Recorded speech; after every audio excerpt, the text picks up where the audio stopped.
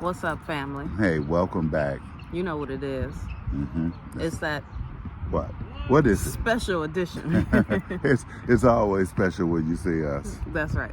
It's your girl Phoebe with your guy Tim. Chieftain Chieftess here. That's right. And we're just talking about, the mass deportations. We're talking about how if you're calling yourself African American, you pose the possibility of your ass being deported. That's right. How all these fake Mexicans, because real Mexicans look just like you and me.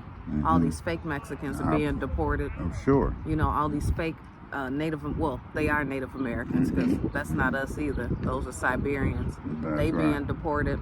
And just, we're going to talk about how black is, or calling yourself black, is detrimental to your bloodline overall. It's just detrimental. You're killing your bloodline when you call yourself black. You're saying it doesn't exist. You want to know why? Bullet point number 1. Let's write this down together.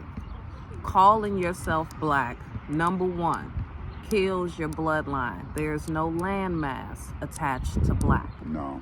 Black could be anybody from anywhere, any place. From Ireland to the Arab world, you name it. A Anyone lot of groups of people were called black before your ass. That's right. And we got the nerve to create black excellence and black this and black that. When anybody can be black, and they taking credit for all your work, everything that you invented, they taking credit for. Okay, that's number 1. You're killing your bloodline. You don't acknowledge your ancestors. That's right. It's so important.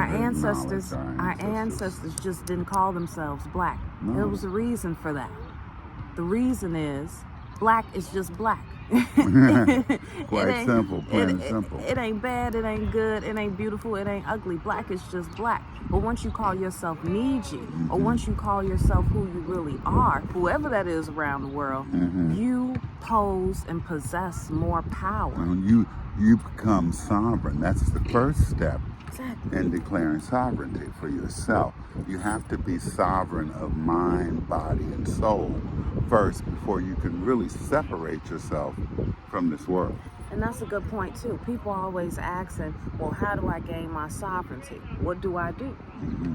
You just told them. Your mind. Your mind is your sovereignty. Controlling your mind, controlling your emotions, controlling who you are and what you call yourself. Base level sovereignty.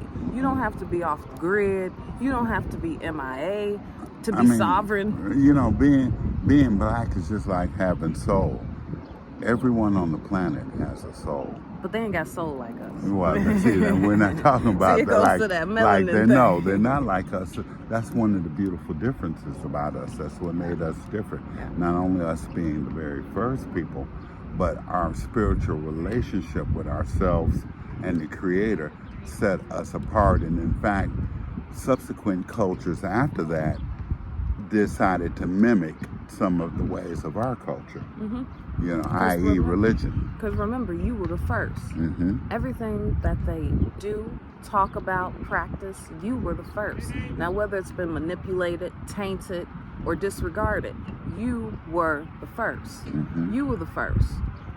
Everybody after that is subsequent. And this is your land. This is your land. This is your birthplace, your grandparents, your ancestors' birthplace, and that's important. And calling yourself black, you negate all those facts. Black is just a label, just like white. It doesn't mean a thing. It don't mean a thing. And guess what? People your same complexion, because if you look in the mirror, you ain't black anyway. But people your same complexion are coming over here, and they're not calling themselves black unless they're trying to take credit for what you did. That's exactly right. They calling themselves white all day. That's right. That's right. Africans come over here, they don't call themselves African American. No, they say Nigerian. They say I'm Ghanaian. Ghanaian. Okay. Something like that. Or, I'm South African, Yeah. Joburg, Shout out to Joburg. That's right. You have to understand that. You got to rep your set. Keep it simple. You got to rep your set. Hey, do what she says. That's now right. You can rep blue, but at the end of the day, you got to say that's Crips. You can't just say blue and I'm blue and it's blue. You got to say you a Crip. If you gonna rep red, you got to say you a blood, and you got to acknowledge where that comes from. That comes from this land. Niji comes from this land. Now, if you want to be a color on this chessboard is black or white. You want to be a color on the chessboard? That's your choice. Mm-hmm. But recognize the land in which the game came from. That's right. The game came from right here. That's right. Came from right here, people. So, we're going to keep it short. We're going to keep it sweet. We hope that you're enjoying your day, enjoying just living. You know, the present is a gift all the time. And we're sharing that gift. Sure. With you. Our present moment, we're sharing, as I said, with complete strangers. In the hopes that it helps the collective. That's right. Because that's the purpose. Yeah. To help the collective. To get us all at least on the same page as far as who we are. That's important. So and you then can we pass can work that, on all the rest of the stuff. Right, and then you can pass that beautiful legacy down to your children. You know, that's so important. Yeah, that the they next know generation. who they are. That they're not led astray by thinking that they're African American or black. You see, you could barely say it. I could barely say it. That's right. Because I know and I feel none of those things. I'm not neither black nor African American. I'm a true indigenous Niji of this land. This is my land. He is the original man. That's right. And guess who gave birth to the original man? The original woman. That's right. Now run and tell that. We love you, and we'll see you soon.